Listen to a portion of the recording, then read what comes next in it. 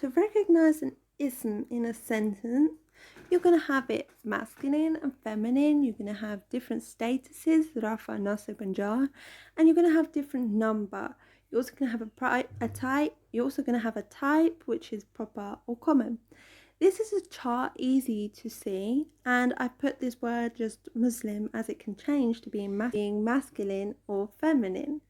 So first off, this is your masculine chart, and these are your ways of recognizing the status in the sentence, how it holds, and if it's and recognizing its number. So singular, is it dual, is it plural? So you have rafa, and this is your masculine chart. So you have rafa, and for singular it ends in ending sounds. So you have an, and in. Rafa you have nasib, which is the detail, you have an, and jar, which comes after of, is in.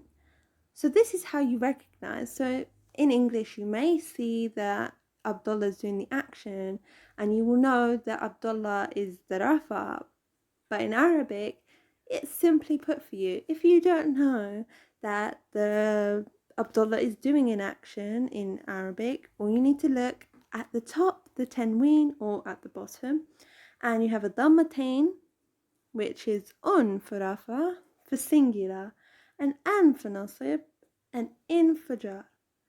Next we have dual.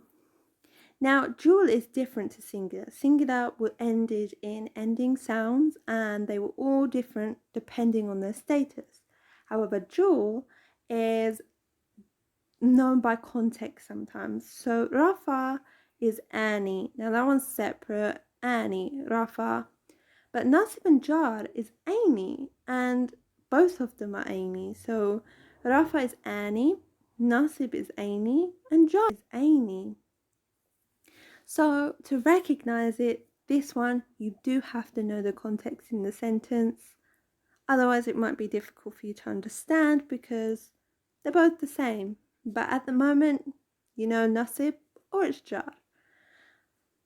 Next you have plural, and there are different ways of recognizing plurals, and you be sure to check out my other videos on plurals.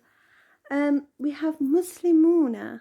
So una is the rafa for plural, and by the way, all of these ani, una, you add onto the end of any word. So as you can see, the root word is muslim, and to make it plural I've added una, so it's muslimuna.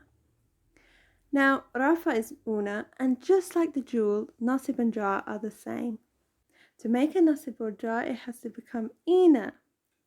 So rafa you have una, nasib and jar you have ina. So the chart for singular, and in, ani, aini, aini, una, ina, ina. Next you have the feminine chart, and as you can see, the root word itself has actually changed. It now has a teh marbuta. Why? Because it's feminine. So same structure as the masculine chart, and you have all your statuses down the side and your number up the top. You have rafa, nasib and jar, but for singular, feminine has more of a ta sound or a ha sound on the end. So you have muslima tun, so it's not muslim. Now for the masculine it was muslimun, for the feminine is muslimatun, and the ending sound for singular is tun. The nasib is ten and the jar is tin. Now they all have the same ending sounds but with a ta on the end. And dual you have muslimatani. Can you remember that in the masculine it was muslimani? We've just added a ta. So in the dual you put muslimatani. Nasib you have muslimataini, and jar you have muslimataini. So once again it's the same. All singular ending sounds different, and then for dual, rafa is alone and nasib and jar are together. Plural is For Rafa, Muslimatun. Now this one has changed completely from the masculine. So you have Muslimatun. The nasib you have Muslimatin.